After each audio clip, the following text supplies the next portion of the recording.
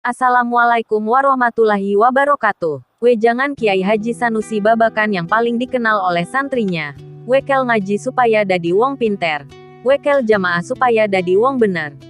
Peran Kiai Haji Muhammad Sanusi juga sangatlah besar dalam kebangkitan pondok pesantren Babakan pasca diserang oleh Belanda pada tahun 1954. Dalam buku Babankana karya Kiai Haji Zamzami Amin dikatakan kalau Kiai Sanusi membangun kembali pesantren Babakan dari nol setelah terjadi kekosongan akibat serangan Belanda yang mencoba untuk kembali menjajah bangsa ini. Melawan penjajah. Pada zaman perjuangan merebut kemerdekaan, andil Mbah Sanusi sangatlah besar, terutama dalam pengadaan bidang logistik dan persenjataan. Mbah Sanusi banyak mengirim pedang panjang, bambu runcing, dan keris kepada para santinya serta pasukan Hizbullah. Tak hanya itu, Mbah juga banyak merekrut para pemuda untuk ikut berjuang melawan penjajahan. Bahkan pernah diceritakan bahwa Hadratus Syaikh Kiai Haji Hashim Asy'ari bersama Bung Tomo di Surabaya tidak akan menyatakan perang sebelum mendapat restu dari ulama Cirebon. Salah satunya Kiai Haji Muhammad Sanusi.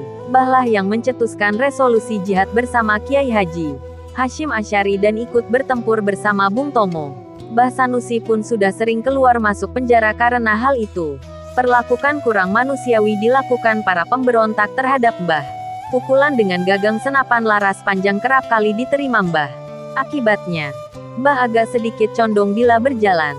Karya-karya di balik sosok Kiai Haji Muhammad Sanusi yang tegas berwibawa dan alim. Ternyata Mbah adalah seorang penulis yang produktif.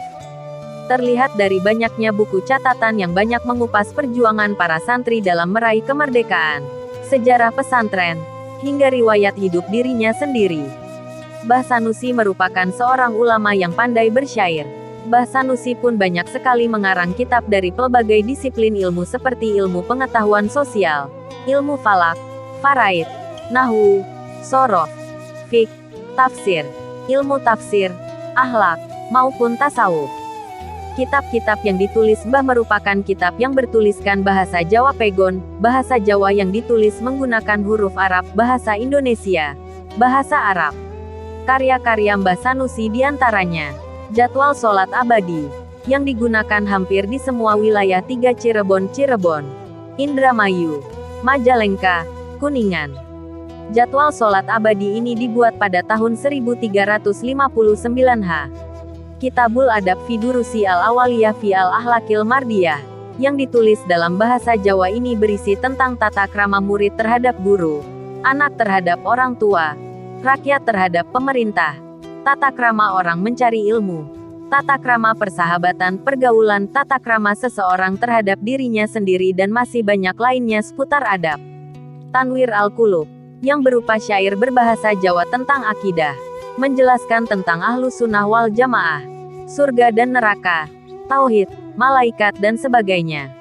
Syair wasiat, yang ditulis dalam bahasa Indonesia, berisi tentang tuntunan untuk mencari ilmu yang benar.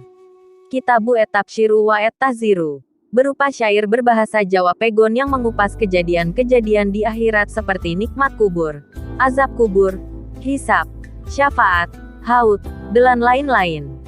Bishri al-Anami bifado.ili al-Hikami as-Siyami, ala-Mazahibi al-Aimati al-Arbiatil alami. Kitab ini berbahasa Arab yang menjelaskan seputar ibadah puasa dan keutamaan-keutamaannya. Aronu Kalami fi Syiri al-Ilmi an-Nahwi bilugotil Jawiyah, yang berupa syair kitab Jurumiyah Tahriran. Kitab ini ditulis dalam bahasa Jawa tentang nahwu yang merujuk pada kitab Jurumiyah. Tazkiratul Ikhwan, yang ditulis dalam bahasa Arab, membahas seputar akidah akhlak.